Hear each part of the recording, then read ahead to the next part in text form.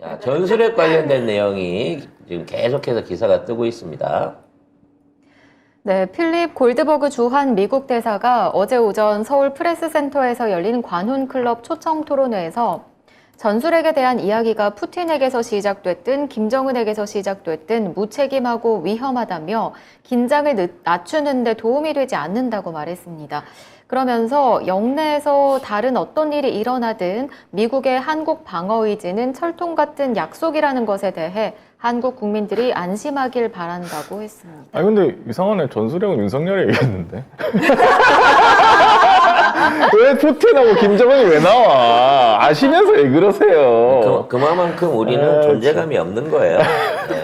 아, 이런 경이 무슨 얘기를 하든. 네네. 이런 와중에 정진석이 지금 경을 대신해 갖고 이제는 전술핵까지 자기가 들먹거리면서 이 이제 블룸버그 대사 말이 전술핵을 안 주겠다는 얘기가 아니다. 일부 언론이 전술핵 배치를 안 해준다는 얘기가 아니라 전체적인 책임을 져주겠다는 얘기다라고 막 우기고 있는 거죠. 근데 이거는 미국이 중국에 보내는 메시지라고 이해를 하는 게 맞습니다. 우리나라한테는 별 관심이 없어요, 미국은. 지금은 우리나라 상황이 전 세계에서 다 아웃 오브 안중이 돼버렸어요, 우리나라가. 그렇죠. 그래서 지금은, 지금 시진핑이 4년임이 확정이 됐고요. 자, 그런 와중에 대만에 대한 공격 의지를 노골적으로 밝혔습니다. 이와 동시에 미국의 그 오스틴 국방장관이 무력 개입에 의한 대만에 대한 무력 개입을 하지 않겠다라고 스스로 그 방위 전략을 수정해서 발표를 해버렸어요. 그래서 지금 대만은 난립니다. 그래서 진짜 미국이 중국이 습격하게 되면 공격을 하게 되면 TSMC 폭파하고 나간다 그랬는데 그게 실질적인 전략인가 보다라는 얘기가 나오고 있는 상황인 거죠. 근데 사실은 대만 내에서도 우리가 모두가 알고 있지만 말하지 않는 진실이 있잖아요.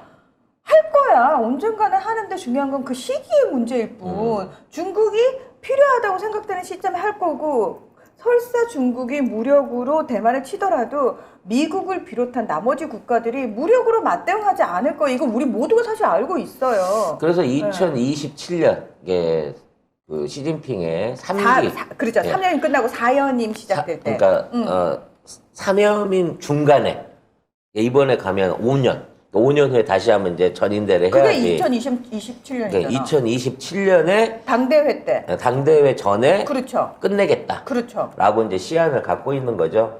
문제는 미국이 이러한 중국의 입장을 받아주고 있다는 겁니다. 왜냐면 지금 있는 인프레를 해결하기 위해서는 공급망 재개가 필요한데 그 부분에 대한 의지를 중국밖에 할 수 있는 데가 없어졌기 때문에 이걸 그냥 받아줄 거라는 거죠. 문제는 뭐냐. 중국이 대만을 치러 들어가게 되면 미국이 어떠한 형태로든지 군사적으로 개입을 해야 되거든요. 그래서 미국이 군사적으로 개입할 수 없게끔 전선을 확대하는 게 매우 중요합니다. 중국 입장에서는. 그래서 지금 걱정되고 있는 얘기가 만일에 대만을 치게 되면 한반도에서도 국지전에 가까운 군사 상황이 생긴다라고 군사 전문가들이 얘기를 하고 있는 거예요. 그러니까 오키나와에 있는 미군 기지, 한반도 등지에 한반도 그 국경 접경 지역, 휴전 지역 이런 데서 군사적 충돌이 일어나고 그래서 미군이 출동할 수밖에 없는 상황을 만들어서 대만의 신경을 덜 쓰게 만들기 위한 일종의 국지전이 일어난다라고 예상을 하고 있는 거죠. 아니요. 저는 사실은 그 전에 나머지, 그러니까 일본하고 어차피 미국하고는 짜고 치는 고스톱일 거예요. 네. 미국 입장에서도 굳이 대만을 지키지도 못할 나라를 그 나라 지키는 게 뭔 의미가 있어? 어차피 미국한테 대만이 중요했던 이유는 딴 게 아니라 중국을 견제하기 위한 협상 카드로 사용을 해왔던 거고 그 의미 이상도 이하도 아닌 상황에서 제가 봤을 때 중국은 시진핑 3년임이 되면서 말 그대로 시진핑 1인 독재가 딱 권력 그렇죠. 체제가 훨씬 강력해지는 거잖아요. 그렇죠. 그러면 저는 진짜 중국한테 그 얘기를 해주고 싶어요. 일단 경정권은 망했어요. 우리 경하고는 말 안 해도 괜찮아. 이재명 곧 내려올 거예요. 곧 내려올 거예요. 이재명 대통령 들어서면 우리와 딜을 하자 이거야. 나는 멍충이 일본은 지들이 뭐 그때까지 건재하면 뭐 미국에 따라서 움직일지 모르겠지만 우리는 스탑할 수 있고 우리는 전혀 관여 안 할 수 있으니까 우리는 그걸 협상할 용의가 있기 때문에 조금만 어차피 2027년 근처쯤 가서 이런 문제가 터질 거기 때문에 그 사이에 우리는 정권이 바뀐다. 그걸 빨리 외교적 문제로 저는 잘 해결할 수 있다라고 생각을 하고 있습니다. 근데 여러 번 방송에서 말씀드린 적이 있는데 그래서 중국이 지금 7차 핵실험을 준비하고 있다는 징후가 계속 나오고 북한이. 있어요. 북한이. 북한이. 네. 그래서 이번 7차 핵실험의 의미는 지금에 있는 북한의 발사체에 탑재할 수 있는 탄두 소형화를 완성했다라는 걸 보여줌으로써 실질적인 핵 보유국으로서 인정을 받으려고 하는 7차 핵실험이 임박했다라는 얘기들이 쭉 나오고 있습니다. 그리고 저도 미국하고의 마지막 최종 협상을 위해서는 그 핵실험을 할 건데 이거를 중간선거 이전에 하느냐 그 이후에 하느냐에 따라서 달라진다는 거죠. 이렇게 되다 보니까 바이든 입장에서는 이걸 중간선거 전에 해버리면 외교적으로 너무 밀리게 되니까 북한을 계속 협박을 하고 있는 거예요. 그래서 대표적인 게 이제 괌에다가 저 죽음의 백조라고 불리는 B1B 전략 핵폭격기를 저기 배치를 했고 실제 이제 저걸 갖고 우리나라까지 이제 일종의 순회 비행을 일종의 하는 것처럼 출발했다 떴다가 내려왔다 이걸 보여주고 있다고 합니다.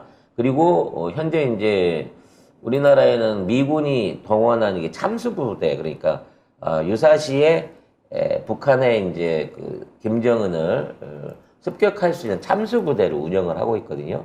이 참수부대들의 훈련이 요즘 빈번해지게 높아지고 있다고 합니다. 거기에 지금까지 우리나라에 정식으로 배치가 되지 않았던 오스프리라고 수직 이착륙 하는 그 비행기가 있어요. 수송기가 이렇게 날개 꺾어서 그게 이제 그 실전 배치가 됐다고 하고요. 지금 이제 훈련 장면들이 나오는데 저 훈련 장면들이 원래는 군산에서 주로 했었어요. 참수부대가 군산에 주둔하고 있었거든. 근데 얘네들이 지금 판문점 부근에서 훈련을 하고 있습니다. 그리고 실제로 서울 상공을 날아다니면서 일종의 이제 쉽게 말해서 15분이면 가는 거거든. 여기서 훈련하고 있다는 얘기는.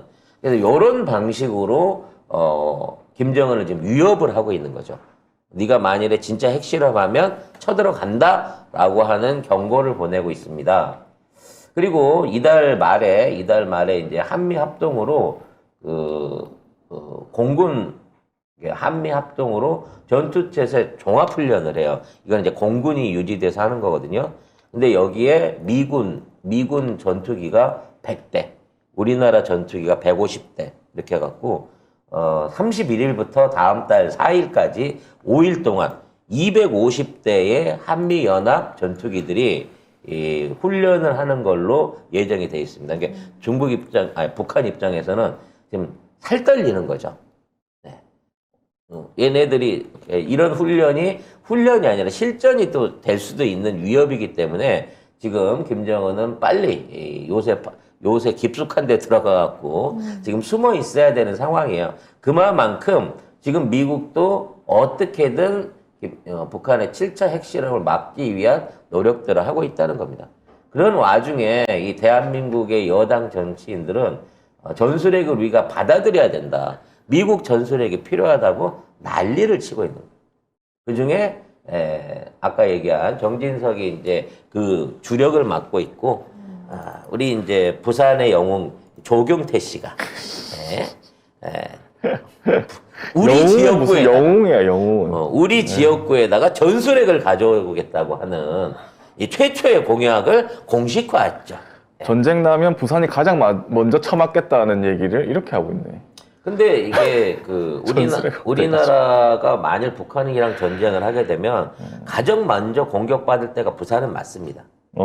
핵에 의해서 부산항을 습격할 가능성이 1순위죠. 왜냐하면 이 부산항을 통해 갖고 미군의 앞으로 지원, 또 일본의 지원군들 같은 동맹국들의 지원 그 물자들이 부산으로 다 들어오게 돼 있거든요.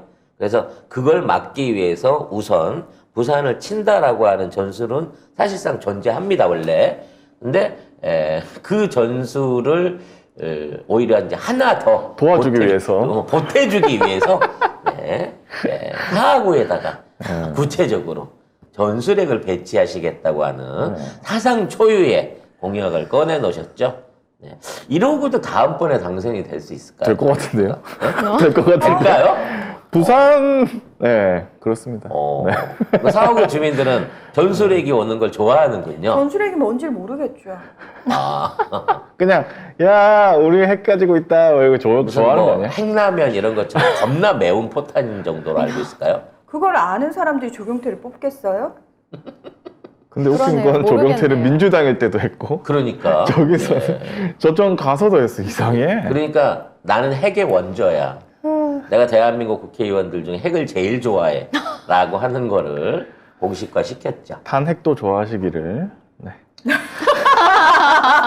그렇죠. 핵 중에 최고 핵은 탄핵이죠. 탄핵입니다. 그래서 나는 이번에 이제 그 서울 상공에 미군 그 블랙호크가 떠다니면서 참수훈련 하는 거 보고 얘들이 용산에 한번 내려주나라는 무난하스러운 생각을 잠깐 한번 해봤습니다. 송 네. 작가님 되게 비겁해지셨네. 자꾸 우리 청취자들 시청자들 끌고 들어가고 저 끌고 들어. 본인은 어떻게든 빠지겠다는 거 아닌가요? 왜냐면 내가 살아야 회사가 살거든. 그러니까 순번대로 가자고, 순번대로. 과연 네. 본인이 사는 게 회사가 사는 걸까요? 직원들이 다 그렇게 생각하는 걸까요?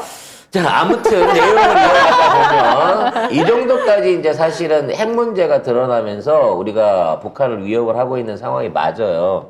그러다 보니까 북한도 계속해서 도발을 하고 있습니다. 근데 이게 우리나라에 대한 도발이 아니고 네. 미국? 미국보라고 하는 짓이거든요. 자, 심야폭격 관련된 얘기 좀 볼게요. 네, 북한이 어젯밤 동해와 서해 해상 완충구역에 250여 발의 포사격을 감행했습니다. 우선 오후 10시쯤부터는 황해도 장산곶 일대에서 서해상으로 100여 발의 포병 사격을 가했고 11시쯤부터는 강원도 장전 일대에서 동해상으로 150여 발의 포병 사격을 감행한 것으로 전해졌습니다. 근데 왜 서해로 쐈어? 아니, 그러니까 그 안쪽에다 쏘면 응. 그러니까 군사분계선 그 100km 안쪽으로 포탄이 떨어지면 이거는 그 4.19 군사합의 그 위반이 돼요. 919. 뭐 숫자 틀린 게 한두 번이야. 아무튼 네. 군사합의 위반이 되는데 그걸 거치지 않는 상황에서 포격을 하고 있는데 중요한 건 장산곶과 그리고 장전이라고 하는 이 지역의 특성인 거예요. 장산곶은 과거에도 인천 상륙작전이 있었을 때 같이 인천처럼 이 연합군이 상륙하려고 했었던 그 핵심 요지 중에 하나입니다. 여길 넘어가면 평양이 30분 안에 그냥 바로 함락이 될 수 있는 거거든요. 그래서 북한이 가장 서해안에서는 요충지로 지키는 지역이 장산곶 이쪽이고요. 장전도 마찬가지죠. 동해안 쪽에서 이게 이런 원산이나 장전을 통해 가지고 들어올 것이다. 원래 이제 원산에서 훈련을 해야 되는데 요거를 미리 이제 대비하면서 하고 있는 거예요. 이게 니들 혹시라도 여기 들어오면 우리가 포대를 쫙 깔아놨어. 들어오면 안 돼. 라고 하는 경고를 하고 있는 거죠. 그러니까 의외로 지금 우리나라하고 미군 군부가 실제적으로 북한이 이 북침을 걱정할 정도의 수준의 굉장히 강도 높은 훈련과 또는 일종의 이제 경고, 도발, 사전 도발 같은 것들을 진행하고 있는 거고 지금 북한은 몸이 바짝 달아 있는 거죠. 쫄아 있는 상황을 보여주고 있다라고 이해를 할 수 있을 것 같아요. 근데 밤에 쏜 거잖아요. 그러니까 우리나라 보라고 한 게 아니라 미국 아침에 미국 시간에서 잘 볼 수 있을 때 미국 뉴스 시간에. 미국에서 잘 볼 수 있게 미국에서 아침 뉴스 할 그 타이밍에 네. 이걸 쏘고 있다는 포사격 거죠. 하는 그러니까 겁니다. 많은 분들은 경이 잠자는 시간, 술 먹는 시간에 쏜다라고 하는데 그게 아니에요. 그렇게 했으면 6시 반에 하지. 뉴스 골든 타임에 쏘면서 또 북한이 쐈다라고 하는 뉴스가 나가게끔 이지라를 하고 있는 거죠. 네, 그리고 사실 포사격은 우리 국군 안 합니까? 저도 포병이었는데 포사격 많이 했어요. 뭐 이런 거 가지고 뭐 또 근데 호들갑 뜨는 것도 좀 이상하긴 해. 이 정도의 대규모 사격은 문재인 정부 때는 한 번도 없었다는 거죠.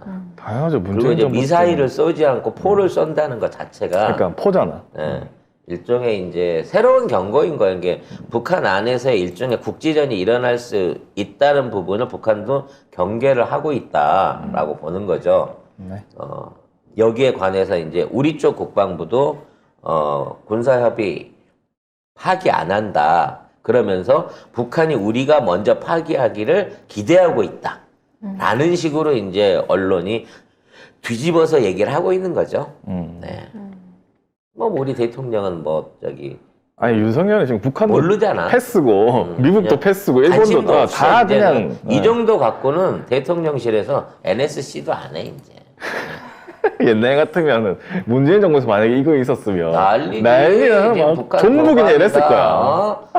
북한이 왜 이러는데 이러고 있는데 도대체 정부는 뭐 하는 거냐 그러고 할 텐데 요새는 뭐 선제 타격 얘기도 안 하잖아요. 이제 썩 들어갔어. 선제 타격은 이미 이 정권 수립되면서 포기했다니까. 제한적 타격으로 이종석 국방장관이 자기가 스스로 선언을 해버렸네. 아이고 대통령도 쥐도 무슨 그런 소리를 하고 있냐고 선제 타격 그러고 있잖아요. 참. 지금 북한 애들이 얼마나 살벌한데 거의 선제 타격을 해요 이러면서 확 쫄아갖고 있는 거죠. 만약에 문재인 대통령이 그랬으면 저 종북이 됐을 거야. 100%. 우리도 똑같이 해요. 저거 종북이네. 저 저거. 북한 눈치 보느라고 선제 타격 얘기도 못하네 저거. 우리는 북한이 2발 쏘면 꼭 5발씩 쏴줬어요. 네. 그것도 서너 시간 안에. 근데 이 정부에서는 사흘 나흘 있다가 대응 사격하다가 역으로 우리 땅에 떨어졌다고 우기고 있는데 아니 도대체 그 탄표에 주워간 건 어디 있는 거야? 보고 싶어 죽겠어 지금. 어디 파 묻었을까? 어디 묻혀 있겠죠 뭐. 파면 나올 텐데. 때가 되면은 들고 나가니 이게 그때 그 탄피입니다 할 거예요. 어디서 마오병 들고 와서 또 계속 보온병 얘기했죠. 들고 얘기한다 이제. 마오병은 어느 시대쯤 마오병이야 정말.